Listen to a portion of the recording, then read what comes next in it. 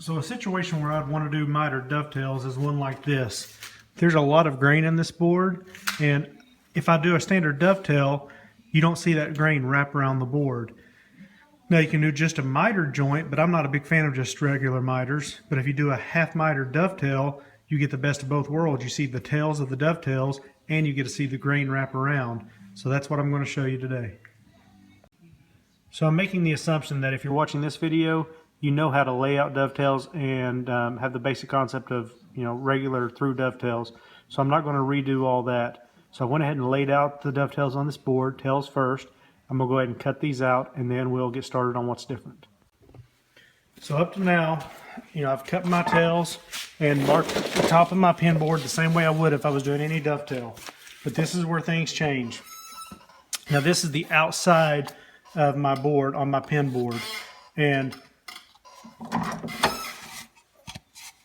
I'm not going to cut. I made a marking line there like I would with a typical dovetail. I actually shouldn't have done that because I'm not going to cut on that side at all. On my pin board, I'm only going to cut on my towards my inside line. So now I'm going to take my knife and my marking gauge, or my dovetail gauge, and I'm just going to continue these lines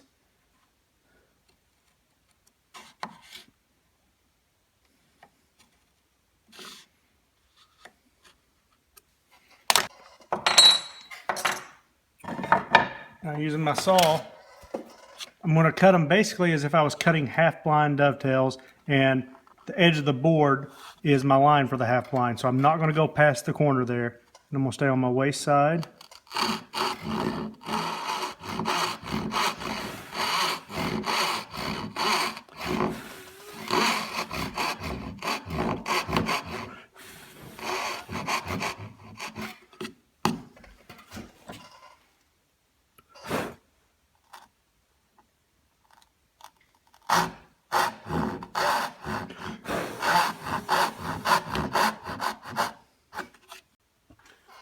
Okay, I've raised up my board and my vise a little bit, and now I'm going to take my coping saw and try to clean as much of this away as I can.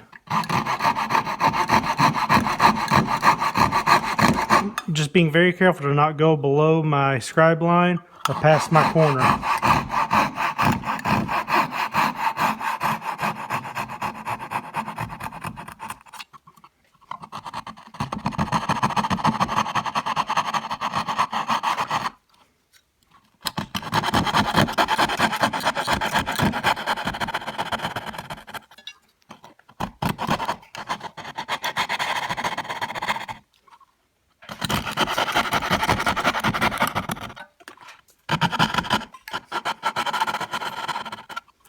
Now I'll switch to the tail board, making sure to put the inside face towards me.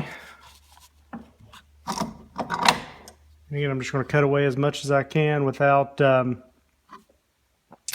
past the edge or past my line.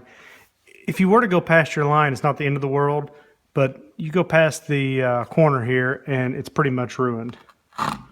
You're going to have a gap that you won't be able to close up.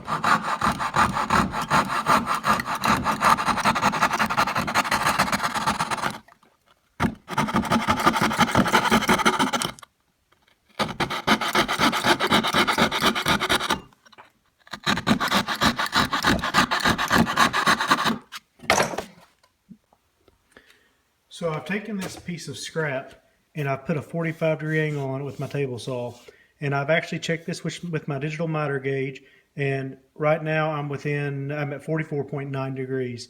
That's about as good as I can get with my table saw.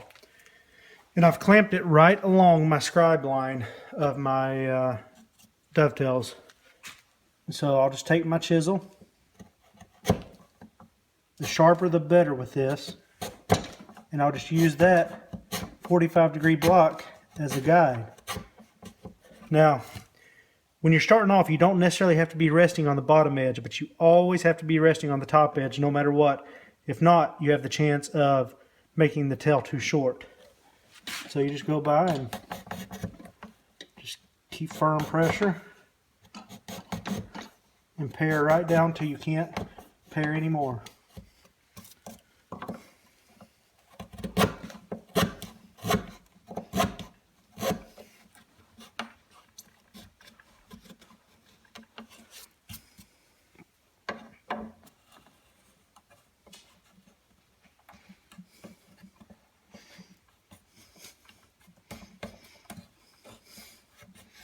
All right.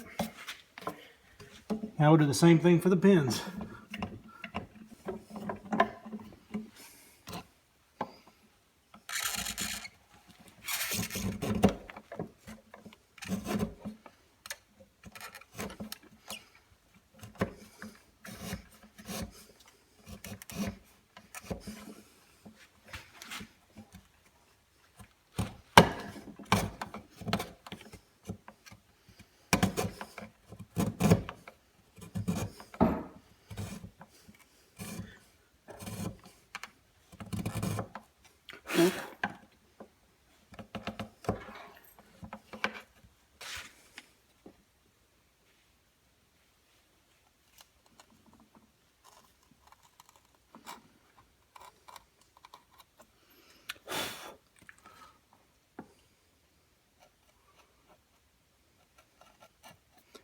It's hard to see my scribe lines because I got the camera where my head typically would be.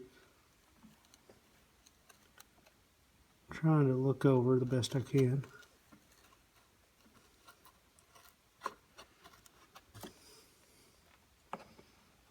Videoing definitely makes this a little more difficult.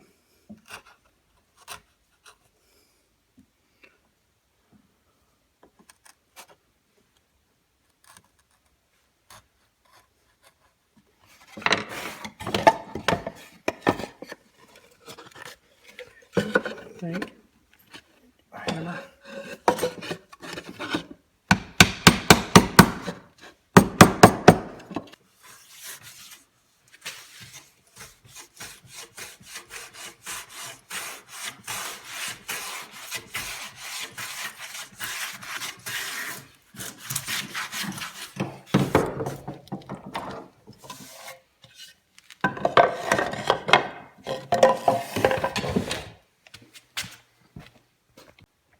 So there you have it. After running the plane on it a couple times, you can see the grain wraps right around.